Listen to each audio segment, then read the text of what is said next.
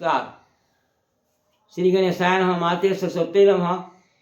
आज मैं 10वीं बोर्ड परीक्षा 2026 के लिए संस्कृत के अंदर संस्कृत व्याकरण में शब्द रूप का उपयोग का तरीका बतलाता हूँ। उसे आप ध्यान से सीखेंगे, समझेंगे, और यदि अच्छा लगा मेरा वीडियो तो उसको लाइक और सब्सक्राइब अवश्य करेंगे। मैं बताता हूँ, ध्यान सुनिए। का उपयोग सिखाना है, इसलिए मैं फलम शब्द और बालिका शब्द, बालक शब्द आप लोगों के सामने प्रस्तुत कर दिया हूँ ताकि आपको सब आसानी हो। और यहाँ मैंने बता दिया था पहले, पढ़ती मैंने पढ़ता है, लिखती मैंने लिखता, खाती मैंने खाता है। इन सबको मैं रहने दिया हूँ, इनकी आवश्यकता है इसमें। तीता अंति सीथा था, आमी आवा आवा, ये भी आपको चाहिए। कारक और चिन्ह, कर्ता ने शून्य कर्म को शून्य करण से द्वारा संप्रदान को के लिए आपादान से संबंध काके की रारेरी अधिकरण में पर संबोधन ए है। अरे इन सब को भी आवश्यकता है, इसलिए मैं रहने दिया हूँ। अच्छा, अब देखिए अनुवाद है, बालक बालिका को पढ़ाता है, मतलब एक बालक है, एक बालक पढ़ाता है। तो एक बालक करता हुआ तो बालिका कर्ता का प्रथमा हुआ, प्रथमा कर्ता होता है, प्रथमा है और कर्ता के रूप में होता है। कर्ता ने तो बालिका है, एक बालक यहाँ कर्ता ने बालिका। अच्छा, बालिका हो जाएगा।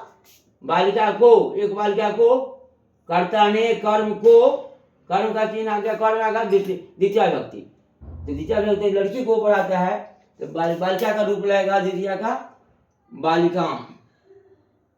बालिका बालिकाम पाठयति, पाठयति हो जाएगा।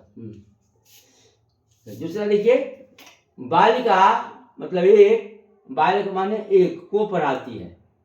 यहाँ अब इसमें दिया हूँ बालिका ही बालक पढ़ाती है, तो बालिका कर्ता होगा, तो कर्ता हो गई, करते ही परसमा होता है। तो बालिका में प्रथमा व्यक्ति लगेगी, बालिका हो गया। लड़का को, तो लड़का को कर्ता ने कर्म को, तो यहाँ द्वितीय व्यक्ति हो गई बालिकम, हो जाएगा बालिका बालकम पाठयति। फिर उपयोग बताता हूँ दूसरा, अध्यापक मानिए अध्यापक छात्रों को, मतलब बहुत छात्रों को पढ़ाते हैं।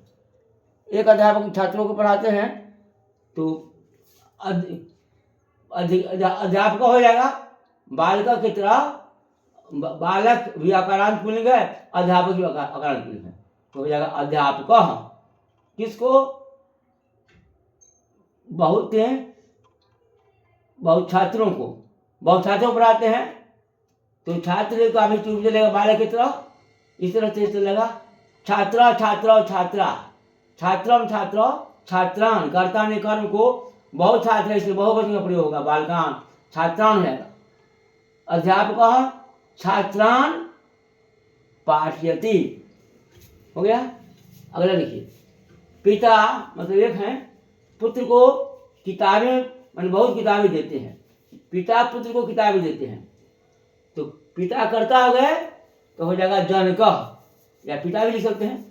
बालिका की तरह जनक हो जाएगा, अकारांत पुल्लिंग जनक भी है, जनक में पिता होता है।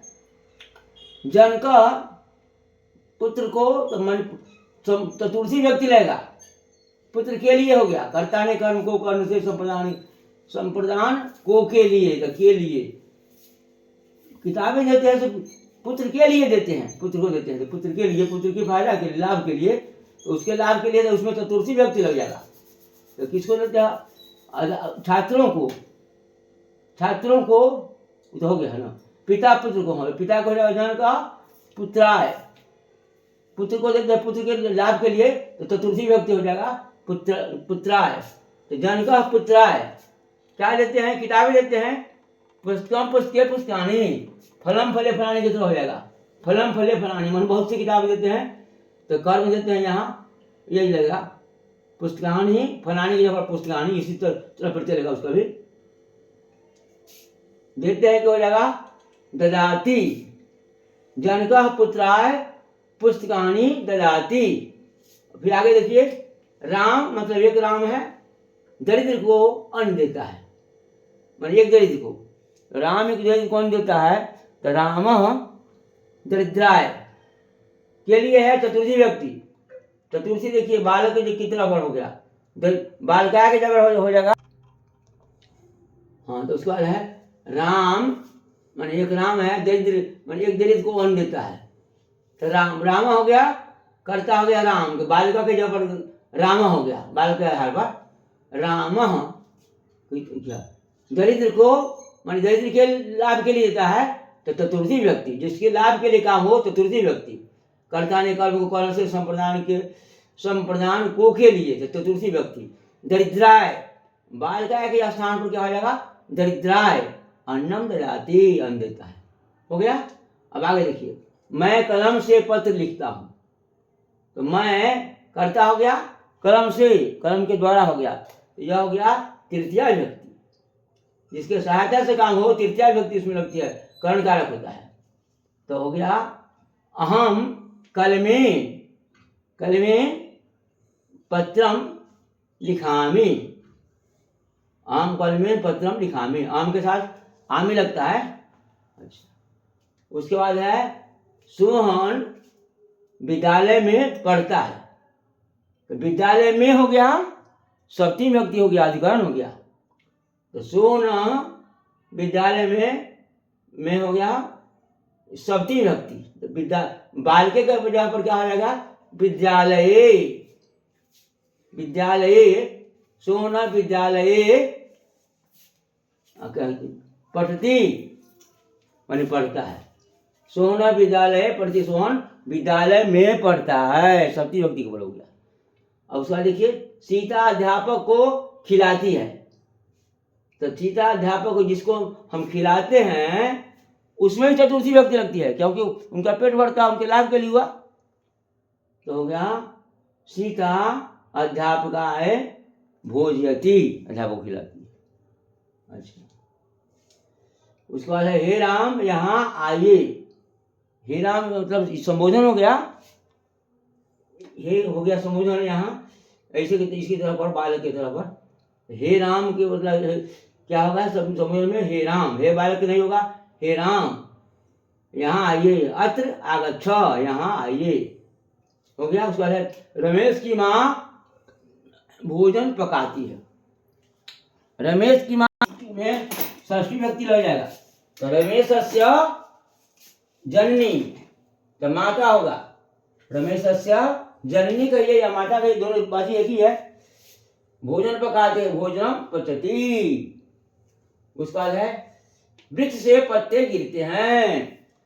पंचमी व्यक्ति है, वृक्ष से पत्ते अलग हो रहे हैं, जुदाई जहाँ हो रही हो उसमें पंचमी व्यक्ति होता है, अपादान कारक होता है। तो वृक्ष से हो गया पंचमी व्यक्ति, यहाँ बालकात की तरह हो जाएगा वृक्षात। वृक्षात पत्राणी, पत्ते का हो जाएगा पत्राणी, पत्रम पत्रे पत्राणी, फलम फले फलानी, जैसे गिरते हैं पतंती, बहुत से पत्ते हैं पतंती, ये रहता था पतती होता, और पत्ते हैं। वृक्षात पत्राणी पतंती। उसके बाद मेरे घर पर 2 साधु रहते हैं। मेरे घर पर, तो मेरा घर हो गया, इसमें आधार हो गया अधिकारण सप्तमी। तो मेरे घर पर मम गृहे, सप्तमी व्यक्ति, बालके की तरह हो गया गृहे, मम गृहे 2 साधु है। तो 2 साधु, 2 बालका बालकौ, 2 साधु का रूप होता है साधु साधु साधवः। 2 साधु के लिए साधु हो गया दीर्घकार, साधु साधु साधवः। तो 2 साधु का हो गया जो साधु, 2 साधु, 2 नहीं लिखेंगे, साधु लिखेंगे कभी हो जाएगा, क्योंकि वह 2 का ही बोध कराता है साधु शब्द से। साधु 1 शब्द का, साधु 2 शब्द का, 2 साधु का। तो मम गृहे 2 साधु रहते हैं, निवस्तः पठती पठतः, पठता की जगह पर निवस्तः हो गया। तो यही मेन सिखाना था आप लोगों को, शब्द रूप का उपयोग, शब्द रूप का उपयोग बताने के लिए इस सब मैं लिख दिया हूं ताकि नजर पर रहे। और यह समझ लीजिए अनुवाद बनाने के लिए सारी चीज व्याकरण में सीखते हैं, सब पर नजर रखना होगा, सबको दिमाग में रखना होगा, तब अनुवाद आगे बनाइएगा। कुछ चीज भूल जाइएगा और कुछ याद में रहेगा तो उस समय गड़बड़ी हो सकती है। सबको दिमाग में रखते हुए तो अनुवाद बनता है। इसलिए ध्यान रखिएगा, जो चीज़ सिखाते हैं सबको सीखिएगा तो उसमें सहूलियत होगी। और मैं इतना ही पढ़ के पढ़ाई समाप्त करना चाहता हूँ। और यदि अच्छा लगे तो इसको लाइक और सब्सक्राइब अवश्य करेंगे और मन लगा के पढ़ेंगे ताकि 100% आपको सफलता मिलेगी। जय हिंद।